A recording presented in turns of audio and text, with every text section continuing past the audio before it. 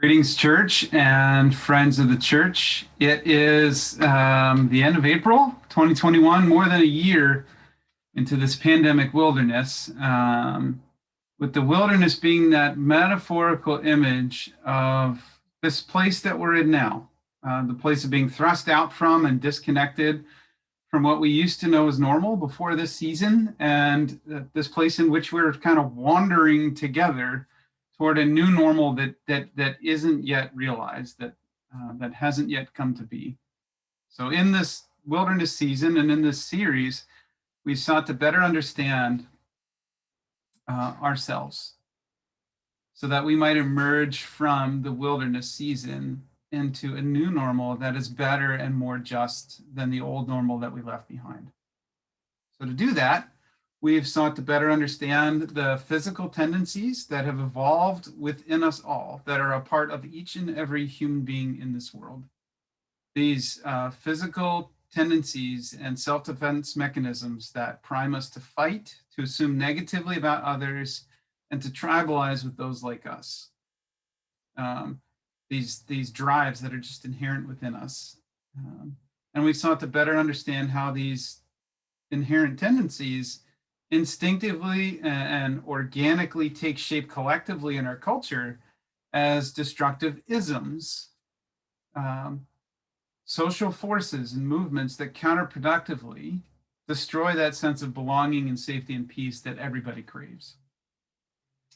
And so in this series, we've also named the need for a spirituality, whether that is grounded in a particular religious practice or not, a spirituality that counteracts these physical forces, a different voice within us that speaks a different vision of who we are and what we're capable of and what we ought to do, so that we don't just live by these voices of these physical tendencies. And we've started to consider some different spiritual practices that all of us can nurture, so that non-physical voice within us can help us to move beyond these physical, animalistic, counterproductive, destructive tendencies. A few episodes ago, we introduced the ninth spiritual practice of simplifying, which we are considering slowly across a number of different episodes. Simplifying is not about objects or tasks or appointments. We don't get it by going to the Container Store or dropping off a car full of things at the Goodwill. But simplifying is about intentionally adjusting our expectations in life of God, of ourselves, of other people, because the goal of simplifying is not actually about feeling more efficient, but about feeling less worry and fear. That desire deep within us, craving simplicity, is not about efficiency. It's about wanting to feel and experience less worry and fear. And we have to be aware that worry and fear is birthed out of the expectations that we naturally and organically form about ourselves, about others, about God, about life in general. We've evolved to be this way, to be prone to worry. Brain science tells us that when we physiologically experience these kinds of worries, especially in our childhood, our brain is very good at creating expectations of God, of self, and others that look like pathways in the brain. We experience them as unchallenged expectations. And those expectations help to expedite future worry and response, fearful response to that same thing. So it gets easier and easier throughout our lives to make assumptions about others and assumptions about life that are negative and fearful. So in order to simplify, to experience less worry and fear, we have to retrain our brains by creating new expectations of God and others.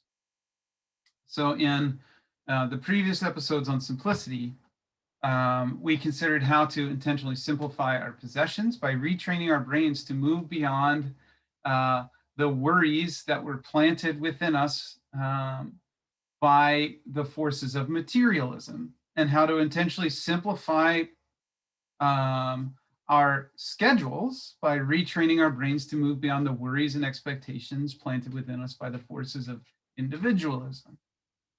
So in this episode, we consider how to intentionally simplify our beliefs by retraining our brains to move beyond the worries and expectations of God and others planted within us by the forces of dogmatism.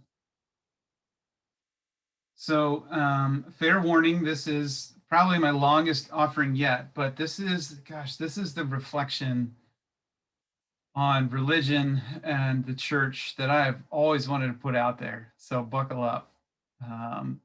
So if you watched or listened to previous episode, I don't know how many months ago, I've lost track at this point, on what dogmatism is and how it is a force within our collective life together, you'll remember that dogmatism is an adherence to a set of principles that are named by a human tribal authority as being incontrovertibly true. We entrust our lives, the shaping of our lives, to human authorities, religious, political, familial, celebrity, etc. And these humans tend to demand our adherence to sets of human created principles that they hold to be incontrovertibly true. And they say we aren't a real fill in the blank unless we believe what they're telling us that we must. And if we don't adhere and don't believe everything they say to be true, if these principles don't shape the attitudes and actions of our lives, then we're understood and to be and labeled a heretic, an enemy, an outsider. We're not a real Christian. We're not a real American. We're not a real Republican or Democrat. We're not a real whatever if we don't get on board with believing everything that they say we have to believe. So this is a huge dynamic in the history of human religion. And it's been a force of dogma and not about the core understandings of the different religious traditions. So if I was a child, if as a child, or even in my younger days as a younger adult, if a human voice to whom we assign authority, a religious leader, whether that's a leader in an actual institution to which your family belonged, or a parent or grandparent speaking about religious beliefs, or someone on television talking about it, or maybe a religious friend at school, which I was to many of my friends. If ever, as a child or a young adult, this person said something that caused you to worry and to fear, whether that's a fear for the eternal well-being of your soul, or the well-being of your body, because of the risk supposedly posed to you by having wrong beliefs that either condemn you to some eternal torment or bring about some sort of divine punishment in the here and now, whether the proverbial lightning bolt of smite or some negative or unfortunate circumstance that can be misunderstood to be something that God kind of miraculously caused on purpose to punish you. If just once those fears and worries were triggered within you by dogmatism, seeking to manipulate your beliefs and loyalties, it only gets easier for our brains then to return to those same places of fear time and time again unless challenged. And if left unchallenged, the fear and the worry and the kind of religion that nurtures compounds. Our religious beliefs get more and more complicated, more and more fear-based, more and more layers of what we're told we must believe is incontrovertibly true are piled on top of the core of our beliefs until it's barely recognizable, if at all, anymore. But if we're willing to use some of the spiritual practices we've considered in this series, the meditation to calm these physical alarms and tendencies, the prayer exchange, the honesty, the accountability cycle, we can see how this has become true and is true, not just for people of other religions or other denominations within our religion, but for our own religious lives as well.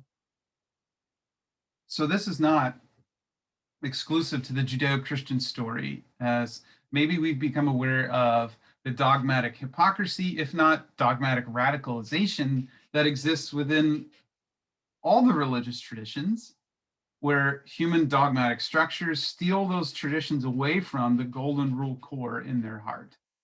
But for this episode, we explore this dynamic within the Judeo-Christian tradition.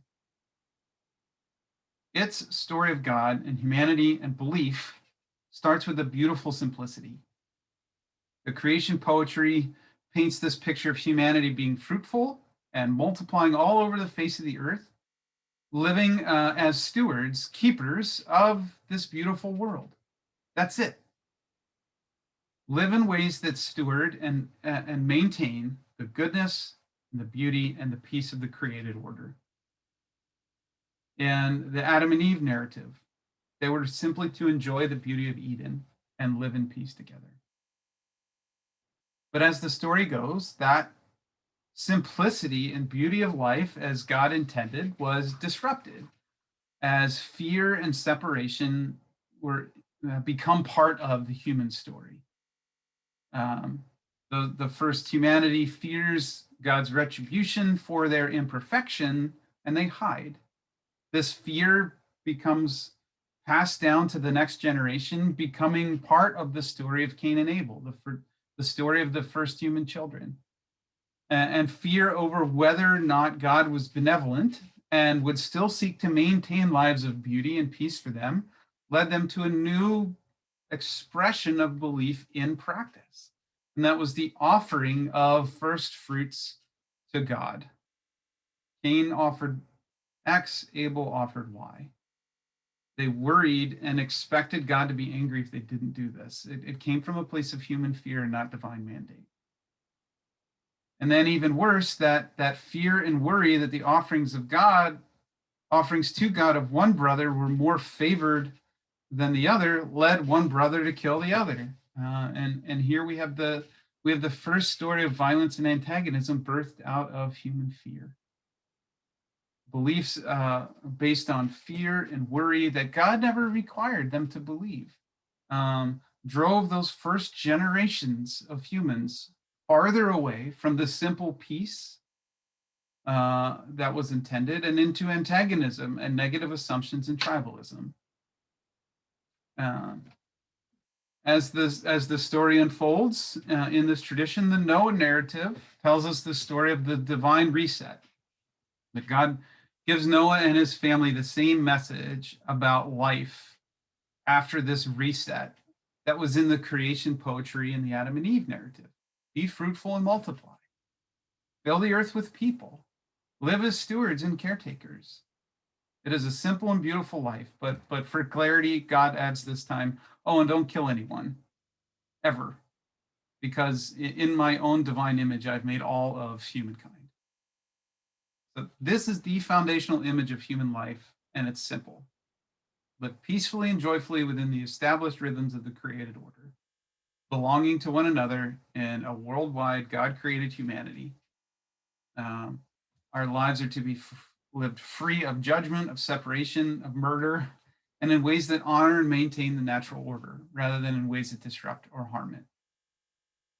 But it's not that easy for us to stay in that simple place. Fear and worry come to our bodies and complicate and cloud everything. We make assumptions, we fight, we tribalize. And so because the Noah story tells of God's promise to never hit that reset button again, the narratives tell us that God instigated a new way of intervening in the world to restore that simplicity and beauty of humanity. God instigated the creation of the people of Abraham, and the generations of this family were to act in partnership with God in the world in order to help restore and maintain the blessed simplicity of this peaceful life together. God promised to Abraham that God would bless, guide, and help the generations of his family as they sought to be God's means of blessing, guiding, and helping all the other nations of the world. In you, promised God to Abraham, all the families of the earth shall be blessed. And this was it. the covenant between God and the people of Abraham, where God promised to work in ways that nurtured their well-being, and they promised to work in ways that nurtured the well-being of all peoples, no matter who they were, all nations. There were no conditions or prerequisites. There were no ifs, ands, or buts. There were no additional beliefs that needed to be held, no more additional actions that needed to be integrated into their daily living in order to keep life in this place of beauty and well-being. But we know what happened. Seasons of drought came, seasons of illness came. These seasons caused the people to fear and to doubt that God was still committed to ensuring their well-being. Their tendency to assume negatively about God, to hold these negative expectations of God, flared up. False assumptions that God caused these hard times on purpose as punishment out of anger and needed to be appeased through additional beliefs and actions. They came to expect that God punished imperfection and rewarded particular obedience.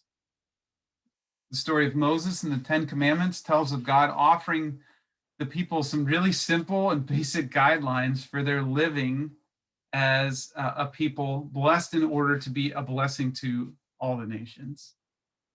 Things like serve this purpose of God of peace and not your own purposes.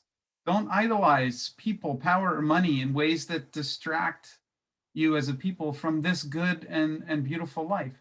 Don't steal from others, slander them, kill them, covet their things, because it's really hard to positively impact their lives and to nurture peace with them if you do.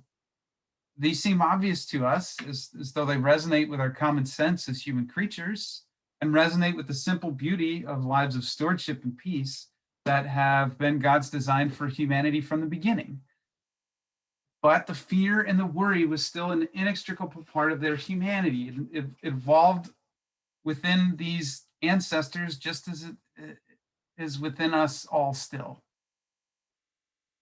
So after they worried and feared the first time, it snowballed. It got easier and easier to worry. It got easier to worry about any imperfection in their circumstances being perceived as God's punishment of them, and this simple divine charge to be fruitful and multiply in peace, which became live as a means of blessing all the peoples of the earth, which became live with these 10 commands as basic guidelines around this life of stewardship and blessing, then became instead live with fear and worry if you don't perfectly abide by these commands, and then make sacrifices to God in order to make God happy again so that God will stop punishing.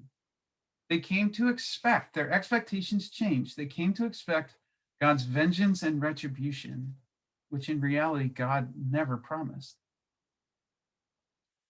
So this is how the whole temple-based Levitical sacrificial system was born.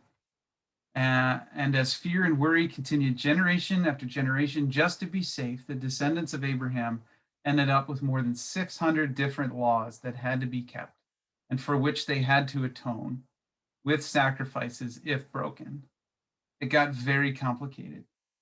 It also got very distracting and misleading.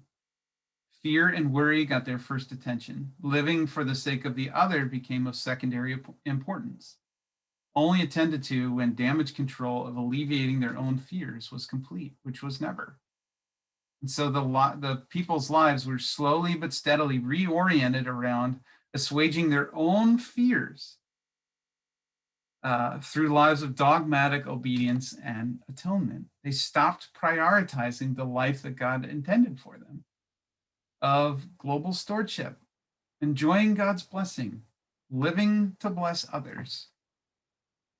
At the same time, it also got easier to worry about these other people to whom they were supposed to be sent, with whom they were supposed to be entering into friendships and relationships and nurturing well-being and peace. We all know what it's like to encounter someone who is an other to us, and how these tendencies within us can flare. If we don't argue with our bodies in that moment, it gets easier and easier to assume that someone who is an other to us is an enemy, a threat, a danger to our well-being, part of a tribe that's to be resisted. And so the people of Abraham came to expect that the other people in the world around them were a threat. to be resisted rather than nations to love and serve and bless. When that happened, they were believing the exact opposite of what God intended them to believe. And then those beliefs caused them to act in antagonistic ways that were the exact opposite of how God hoped and intended they would act. So into this overcomplication and dangerously dogmatized systems of beliefs, the prophets of the Hebrew people were raised up to stand up, to speak up, to cry out for the people to return to this simple and beautiful core of their beliefs, to return to the truth of God's eternal benevolence, the truth of their identity as those who steward peace and well-being among all the nations of the world. This is Isaiah saying, is this the kind of day that you all think that God demands? Fasting, navel gazing, lying around in sackcloths and ashes as some sort of dogmatic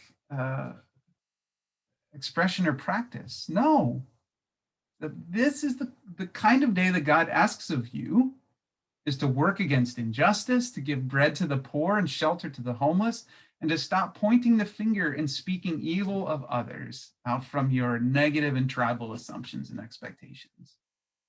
Do this instead. And remember that God will guide you continually without you having to earn it. This is Jeremiah saying to the people when they were exiled to Babylon. Stop spending all your time trying to figure out why these imperfect circumstances are God punishing you, because that's not true.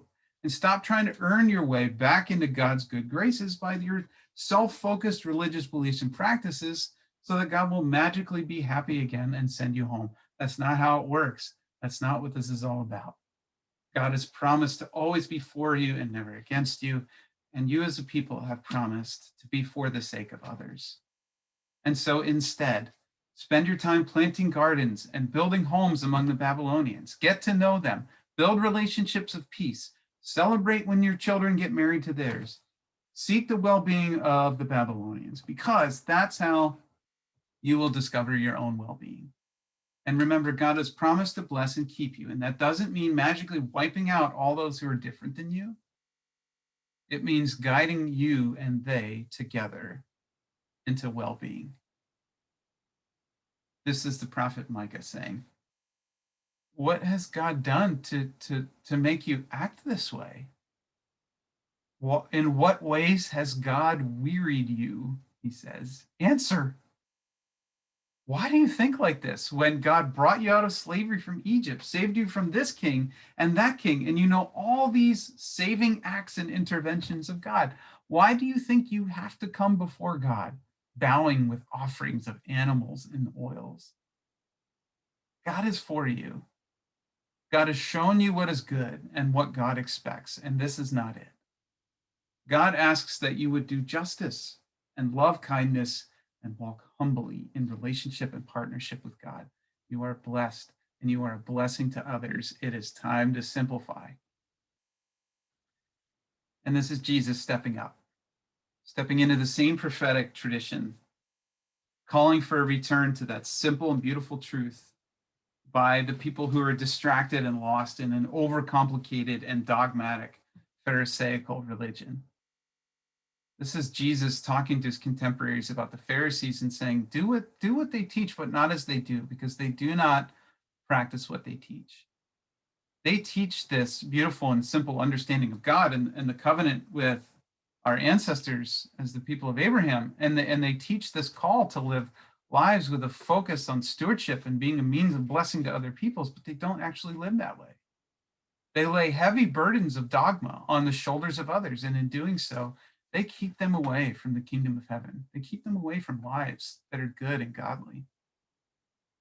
This is Jesus doing things like healing someone on the Sabbath day, whereas the Pharisaical dogmatism of his day forbade this kind of work on the Sabbath, a real unnecessary and in this case harmful complication. Jesus had a simpler understanding, which is that the Sabbath was a gift of humanity from a loving God for the sake of their rest and well-being.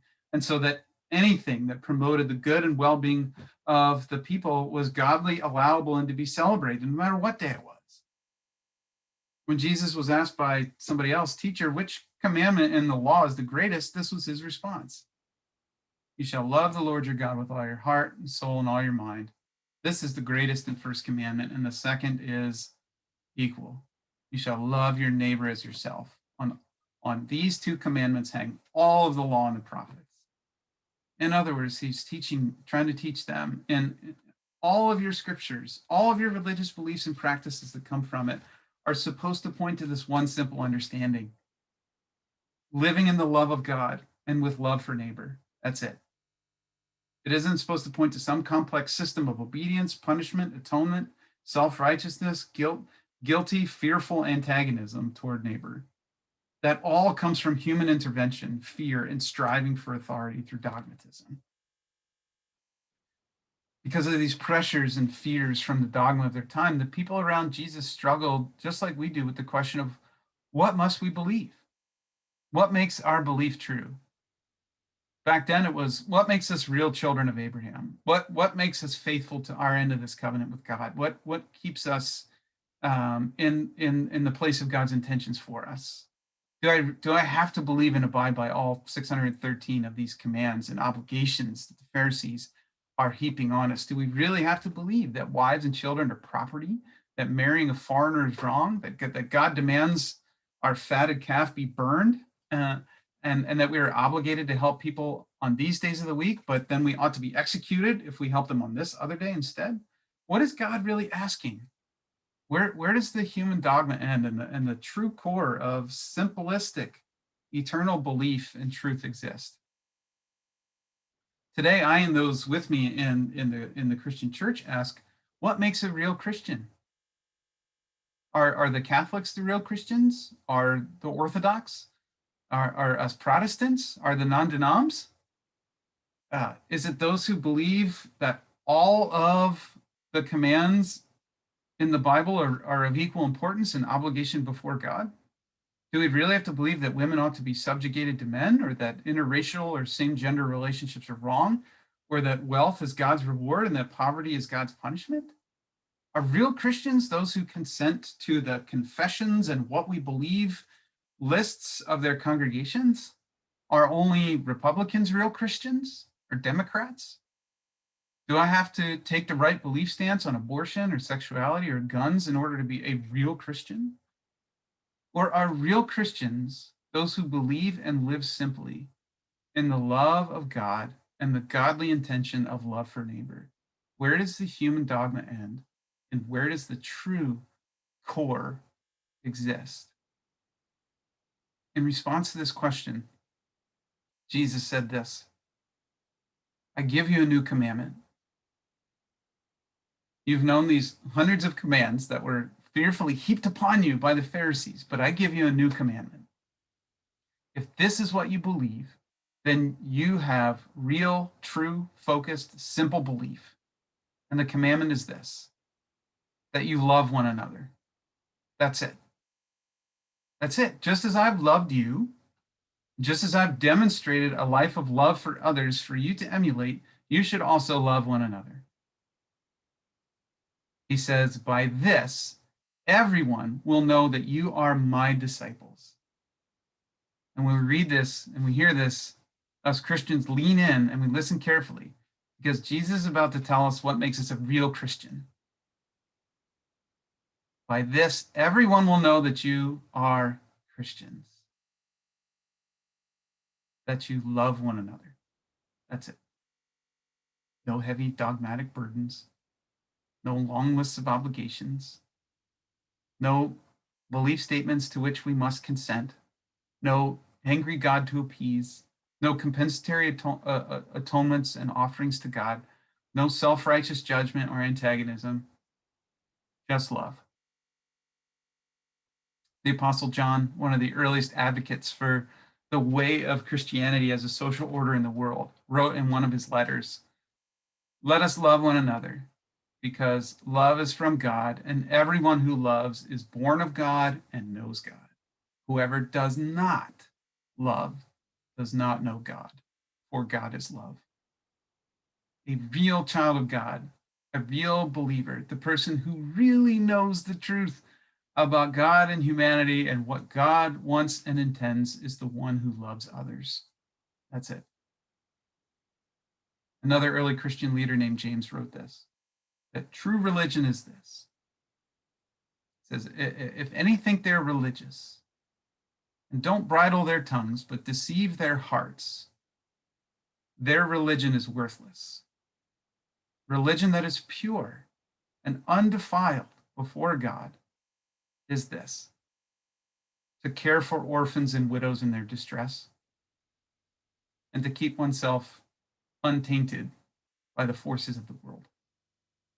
Maybe we all know someone. Maybe we know that in some ways this is our own self, who claims to be a real believer of the real truth, but can't seem to keep their tongue under control and do and say things that are the opposite of Jesus' command to love others. James says that real and true belief looks like this: love for the most vulnerable among us, love for those in distress. Religion, belief that is pure and undefiled, not hijacked or distracted, tainted by the force of dogmatism and the other forces of the world, is this: it looks like when you love others.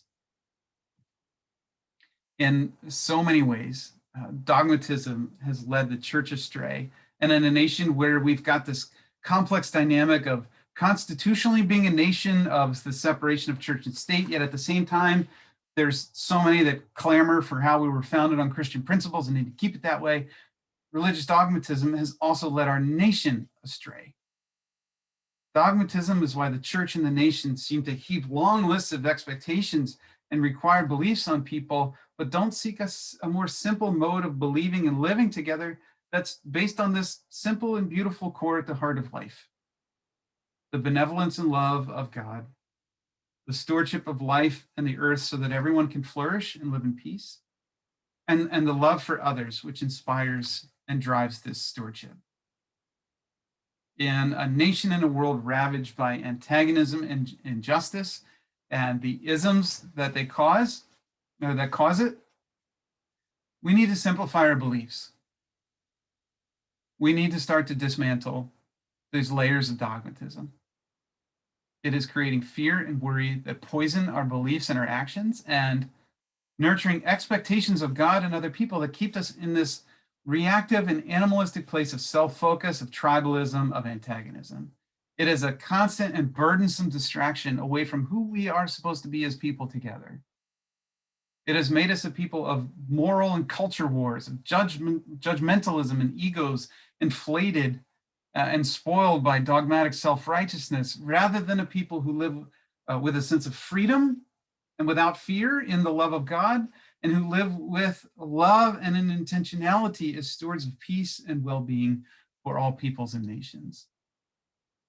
I don't know if you need to hear this, or who needs to hear this, or what churches or denominations need to hear this, but you can absolutely set down without any fear of God the weight of dogmatism that is upon you, and the responsibility to live in ways that are judgmental and harmful to others that this dogmatism has grown within you. You can set it down right now. It is not who God's created you to be. You were created to steward well-being and peace. You were created to be a means of blessing others. You were created to love others with such intentionality that it helps to reshape the world into a place of justice and well-being and peace. You are not a real Christian because of who you judge or exclude or hate or condemn. This is how the world will know that you are a real, honest to God Christian. Says Jesus, not Tim, that you love others with the love that I had for you and that I demonstrated for you. That's it. You don't have to worry about God being angry if you let go of some of this dogmatism. You don't have to worry about hell. You don't have to worry about your pastor or your church labeling you as a heretic and kicking you out of your tribe if you are bold enough to commit to love as Jesus commanded. That is an act of their waywardness if they do, and says nothing about the integrity of your beliefs. If the greatest commands of the Hebrew tradition And the command of Jesus, whom the church claims to serve, is to love one another, then the only true heresy is the failure or refusal to love another. Expect that the will and hope of God is for all of the destructive and distracting systems of dogma are to be dismantled rather than defended and fortified. Make that a new expectation. Expect God to love and nurture your well-being no matter what. Let go of any expectation you have of God punishing you for imperfection. Expect that Jesus is the authority on your religious and spiritual life rather than anyone else. Expect that all the other people in this world are neighbors to be loved and not enemies to fear. Expect that returning to the simple and beautiful core of our belief is the way to a more fulfilling, powerful, and peacemaking existence. Expect loving one another to always be the answer. Whether the question is, what should I do in this situation? Or how do I live a simpler life with less of this weighty worry and fear? Expect the answer to be the same. Love one another. Expect that greater simplicity of belief will be of benefit to you and to the world around you. And because that is true, we know that we are talking about something that is real and is good. Stay home if you can, stay safe however you're able, wear a mask. Please, please, please get a vaccine if you're eligible. Stay cool out there today and be well. Peace to all.